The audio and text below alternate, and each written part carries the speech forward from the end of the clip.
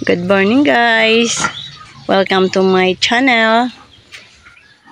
Ito tayo, kung makita ninyo, ito tayo babrush ng pagkainan ng mama pig natin dahil pupurgahin natin siya. So kapag pinurga natin siya, kailangan malinis yung kanyang kainan. Totaling malinis. Ayun, lilinisin natin ang kainan at lilinisin din natin siya. Liliguan natin siya ng maaga. Ang time na ito is 6 AM pa ito. 6:30 yata. Yun, aga siya natin pinaliguan at pinakain imbes na 8 o'clock kasi pupurgahin natin siya. So, ayan siya. Ang tamad-tamad niya ngayon dahil buntis siya. Ayan o. Mga anak na siya in the next 7 days. Sa May 7. Ngayon is April 30. So, sa ngayon 7 days pa, 7 days. Ang nangyari kasi guys, nakalimutan ko talagang kailangan ko siyang purgahin. Bigla ko lang naalala kagabi. Hindi nag-recount ako. Nagbalik ako ng malapit na pala mga anak yung mama pig ko. Di talaga ako, nagmadali ako, mabuti lang may stock ako dito na ivermectin para sana yun sa mga aso ko. Pero latigo 1,000 sana talagang ginagamit ko dito kay mama pig, pero wala nang oras para bumili. At least meron lang din naman ako, kaya ang gagamitin ko dito is ivermectin na lang sa kanya kasi ito lang meron ako dito.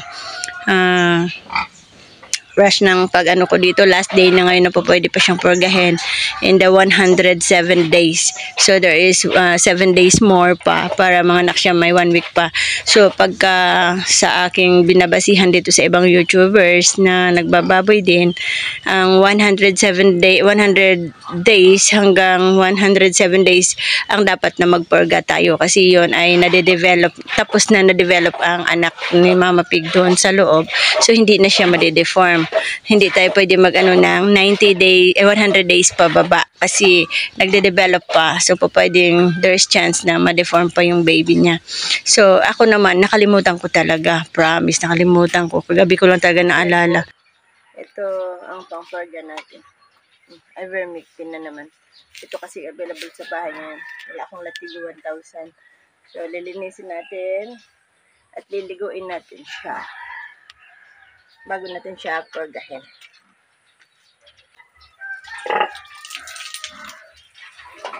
Liliguin natin siya lilinisin natin. Tamad na siya. Tamad niya na kasi. Mga anak na siya. Mga anak na siya sa 7.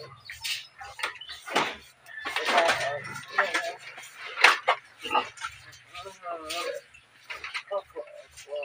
Ano yan? Opo.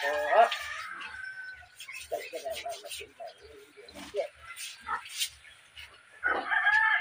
Naputol kasi ito mahaba sa akin.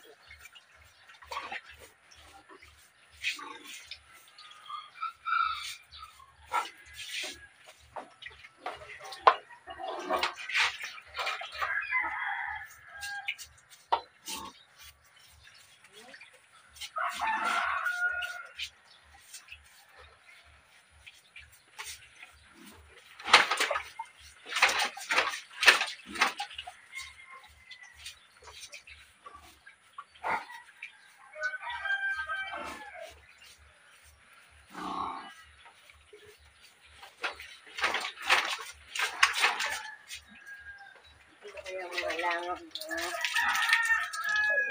abrasin natin. Napabrush it.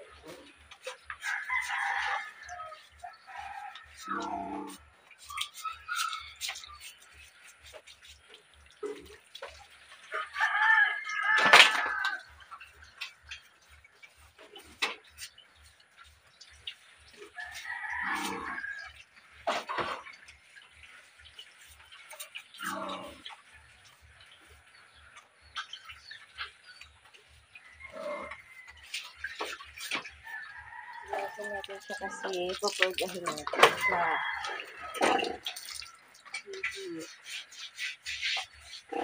Ligo na umaga. Ngayon, 6 pa lang ng umaga.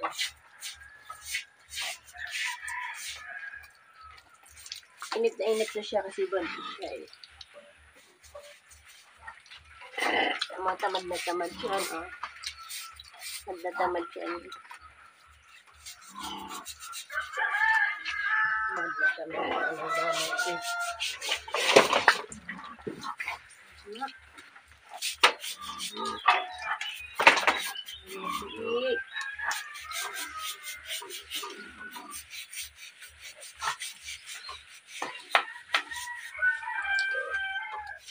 Yang mama kita ini.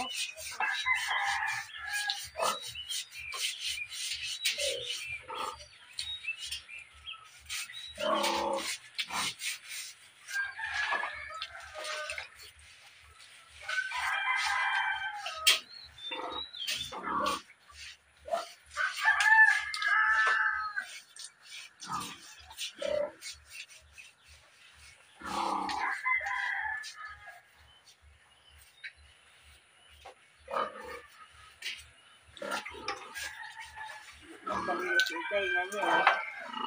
Ayaw niya ipalinis yung kanyang tainga, guys.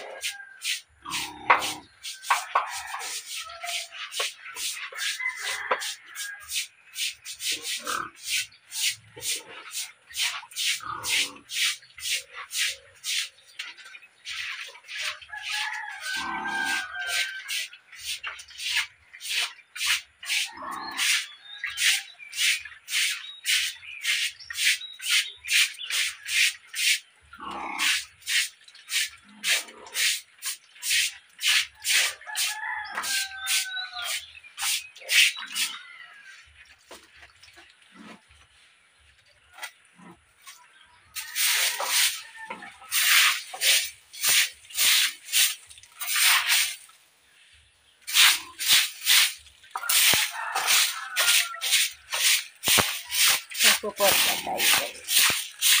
Kaya bago tayo magpurga, linis muna. Linis muna bago ang purga. So, karamihan dito na natin.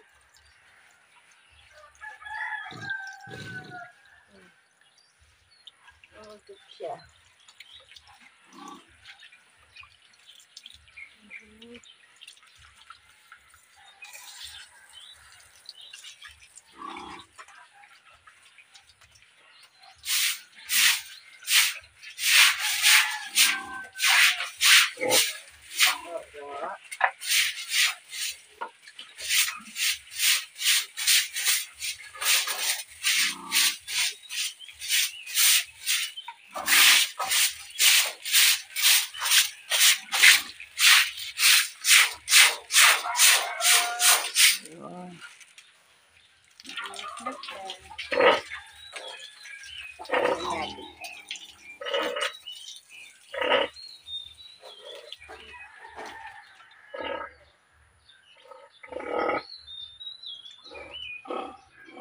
Gandaan sa ulo dahil ayaw niya.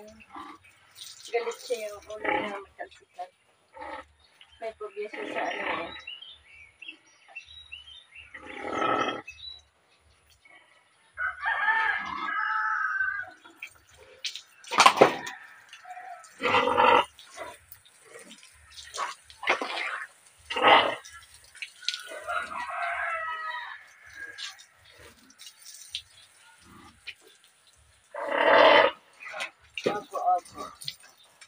Opo, kain na yung mama namin. Kain na yan. Liligo ikaw ng maaga, no? Then 3 days siya hindi maliligo. Guys, 3 days.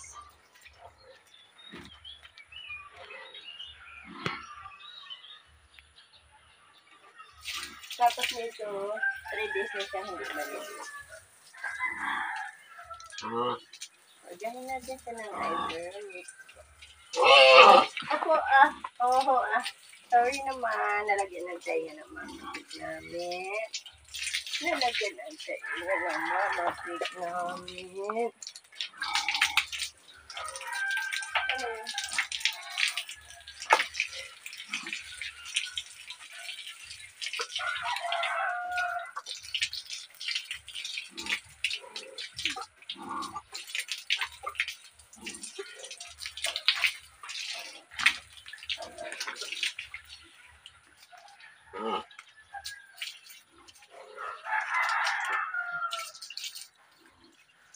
Na nalagay yung brush ko, hindi ko na mahanap. Masama kaya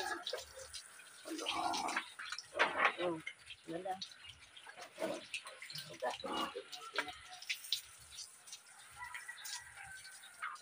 Yan. Malinis na ating mga kilis. Malinis na din ating kainan. Pagsawain mo na kita ng libo. Pagsawain mo na natin siya ng libo, guys. Post mo na natin. Ihalo ko ito sa pagkain niya, guys. Babad ko muna. Ayan po. Ayan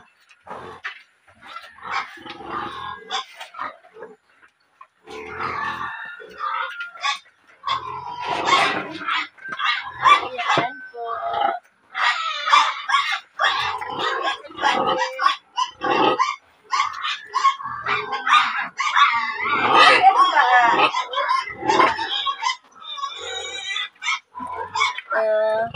Ayan natin yung sit up. Yan.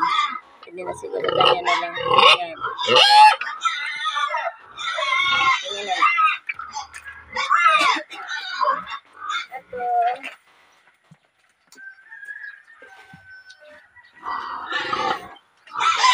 Lalo ito dito sa dito guys.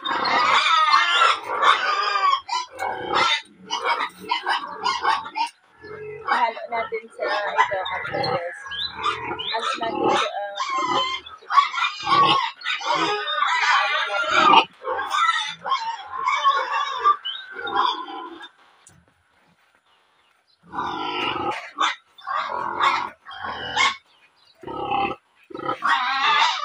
tunawin natin siya sa cup noodles na may pagkain.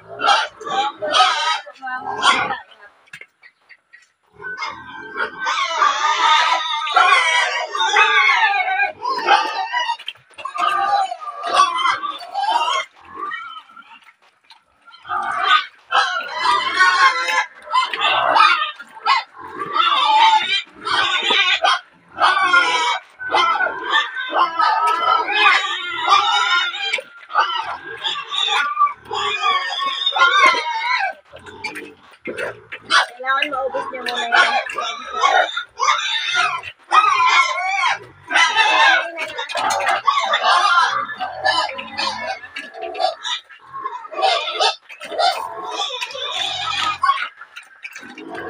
Ipaubos muna natin yan kasi nandun yung ating porga. Diyan, kailangan ubusin niya muna yan.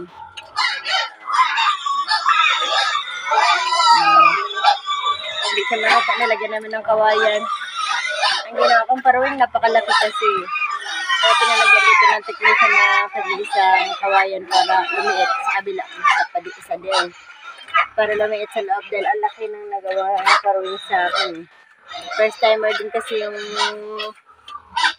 gumawa. Ako lang kasi yung nagpagawa sa kanya. Ay, papi, dyan na ikaw, Ayan, maubos niya na. Kung naubos niya, saka na natin ilagay, kasi for sure, naubos niya ng isang pack ng ivermectin. Tapos 3 days siya hindi maliligo nito. So, kawawa siya na kasi buntis siya, init na init siya. Ubos niya na. Mapait daw kasi yung pangpalga eh. Ang iba ayaw daw kumain, pero siya kumakain siya. So, kapag ayan, konti na lang, ubos niya na. Lagyan tayo pa siyang lagyan, pero hindi ako lagyan. Pasimot natin yan. Pasimot natin. Gusto niya pang lagyan siya. Gusto niya pang lagyan siya. Ano na yan, mga anak na siya, next 7 days.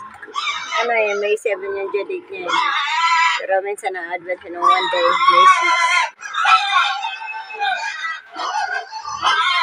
Ayan, pag nasimot niya na yan, yun.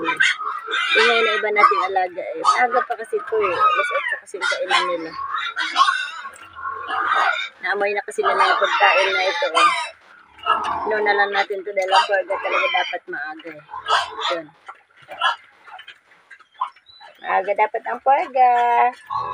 Ayan. Ayan. Simutin mo yan. Kailangan simot. Di pwedeng may tira. Ayan o, may tira ka pa konti. Ayan. Ubusin mo muna yun, Lena. Pangalan niya si Helena. Ayan. Ubusin mo muna yan. Ayan, simutin mo yan. Simutin mo yan. Kaya mo yan simutin yan. Ayan. Tapos ang pakain natin sila sa araw na to. Pakain ko sa kanya 3 to 4 kilo ngayon. Kasi may anak siya. Dapat lakihan kasi nagugutom din yung mga anak niya. Pero ngayon na bago siya mga anak, gagawin ko ng 1.5 kilo lang per day. Babawasan natin pero baka mahirapan siya mga anak. Ang laki-laki ng tiyan niya para siyang kalabaw. Yun. Para siyang kalabaw talaga guys. Kaya ang laki ng parawing na ginawa sa kanya. Dahil pinasukat ko mismo siya eh. Sa gumawa. Siyempre tinulad ng ano talaga sa laki niya. Ng ano gawa. Dahil malaki talaga siya. Alam niyo may pagkain pa siya dun sa ano timba. Simutin mo kasi yan. May pwede kasi yan eh. Simut. Simutin mo muna. Padagdagan ko na. Ayan. Very good. Susun mo yan. Sige pa. Di kita bibigyan dagdag. Tina, dadagdagan na kita. Masimutin na yan. Kunti na lang. Kunti na lang. Ayan. Di na.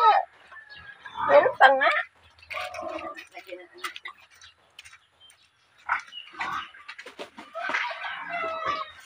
Okay. Lalagyan ko na yan siya.